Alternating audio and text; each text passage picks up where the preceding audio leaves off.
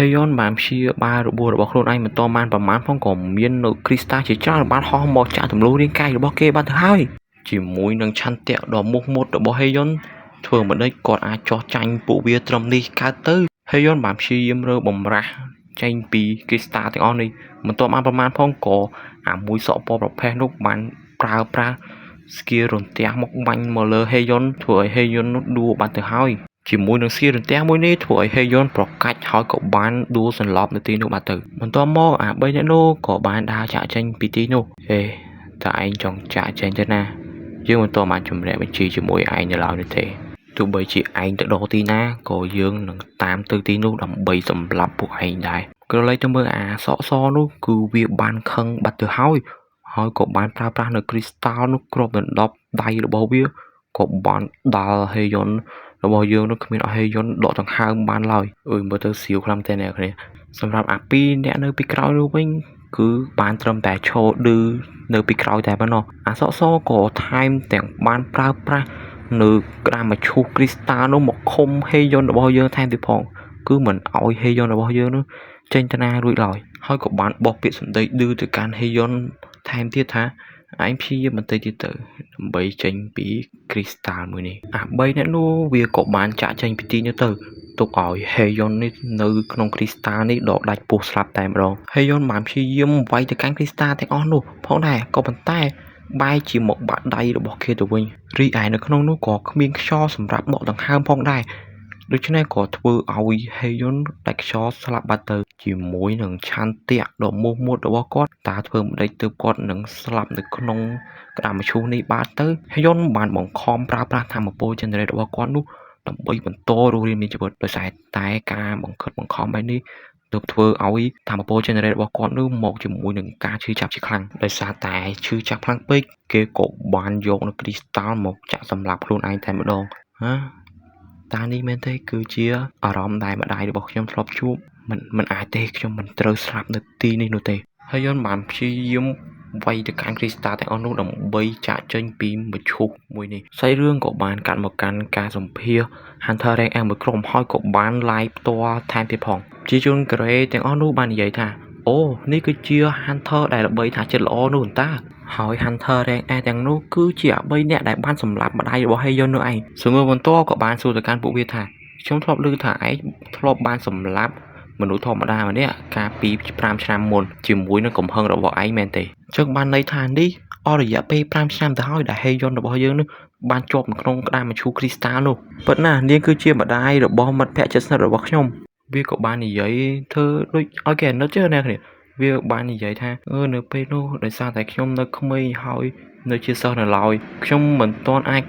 គ្រប់គ្រងធម៌ពលរបស់ខ្ញុំបានល្អនោះទេនិយាយចរចាគ្នាមិនបានប្រមាណផងក៏មាននៅមនុស្សម្នាក់ទម្លុះទ្វារចូលមកក្នុងការសម្ភាសនេះតែម្ដងហើយក៏បានហោះទ្វារទៅកាន់អាមួយសក់ពណ៌សនោះផងដែរប៉ុន្តែវាបានប្រើប្រាស់ធម៌ពលដើម្បីការពារបាត់ទៅហើយប្រជាជននៅទីនេះក៏បានស្រែកថានេះគឺជាបិសាចនោះក៏បានហោះដោយលបឿនយ៉ាងលឿនទៅដល់អាមួយសក់សនោះមួយដៃបាត់ទៅហើយសាច់រឿងក៏បានកាត់មកនៅពេលដែលហេយន្តបានជាប់នៅក្នុងក្តាមមឈូសមួយនេះ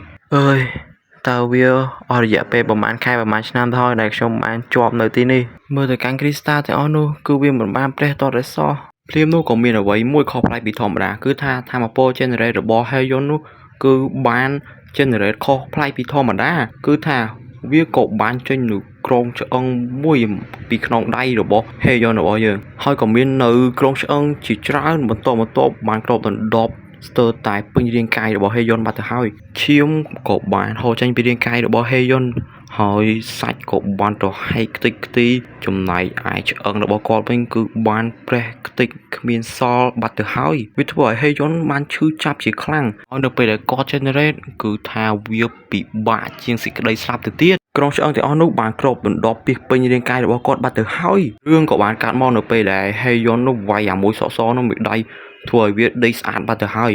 នេះគឺជារាងកាយថ្មីរបស់ហេយន្តនោះឯងជាមួយនឹងរូបរាងកាយថ្មីរបស់គាត់នេះក៏ទទួលបានធម៌ពលជាច្រើនដូចជា generate ភាពធន់នឹងអ្វីៗគ្រប់យ៉ាងឆ្អឹងដ៏រឹងមាំហើយនឹងឆន្ទៈដែលมันអាចទទួលយកបានភាពធន់ទៅនឹងការឈឺចាប់កម្លាំង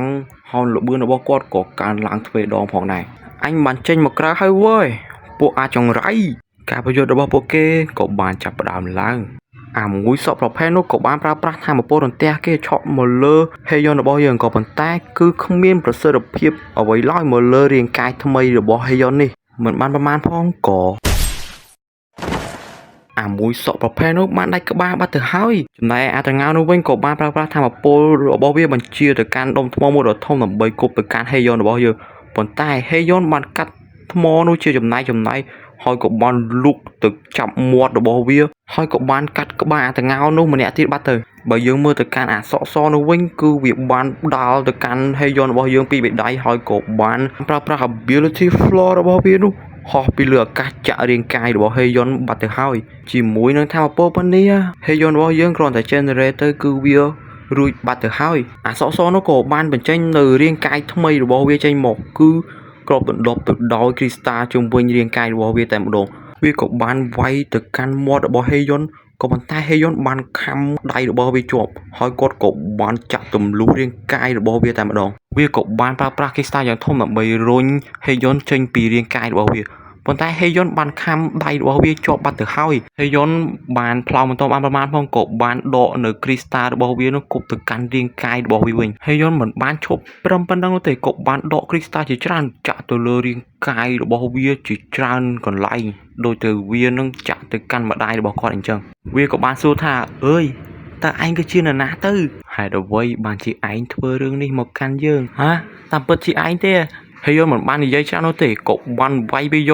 កដូចនៅពេលដែលវានោះបានធ្វើបាបហេយនកន្លងមកអញ្ចឹងទៀមផតហេយនក៏បានសងសឹកពួកវាបានសម្រេចបាត់ទៅហើយ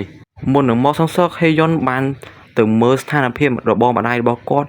រួចទៅហើយឥឡូវនេះហេយនបានត្រឹមតែយំក្រោមទឹកភ្លៀងនៅក្បែរសាកសពអា3ក្បាលនោះតែប៉ុណ្ណោះឥឡូវនេះគោលដៅរបស់គាត់គឺត្រូវតែជួយម្ដាយរបស់គាត់នោះឯងភ្លាមនោះក៏មាននរណាម្នាក់បានស្រែកថាវ៉ាវពិតជាអស្ចារ្យណាស់តើឯងមានអារម្មណ៍បែបណាដែរនៅពេលដែលឯងបានសងសឹករួចបែបនេះហាតើឯងគឺជានរណាហេតុអ្វីបានជាឯងដឹងរឿងនេះហើយសាច់រឿងក៏បានកាត់ចប់ត្រឹមតែប៉ុណ្្នេះហ្នឹងហើយសូមអភ័យទោសផងអ្នកគ្នាបើសិនបើមានកំហុសខុសឆ្គងអីហើយបើសិនបើមានសំឡេងរំខាននៅចិត្តហ្នឹងឯងដោយសារតែផ្ទះរបស់ខ្ញុំនឹងគឺវានៅគៀកខ្នល់ហើយតែអញ្ចឹងទៅគឺវាមានតែងតែមានម៉ូតូឆ្វេងឆ្វាយជិះកាត់ហ្នឹងឯងហើយតែរបស់ខ្ញុំនឹងក៏តែងតែមានមនុស្សមកផឹកស៊ីអីចឹងទៅដោយសារតែខ្ញុំជាអ្នករកស៊ីរកអីចឹងក៏វារំខានទៅកាន់អ្នកគ្នាអញ្ចឹងសូមអភ័យទោសផងរឿងកំហុសខុសឆ្គងអីសារតែខ្ញុំមិនដឹងធ្វើម៉េចទេមានតែធ្វើតាមហ្នឹងទៅ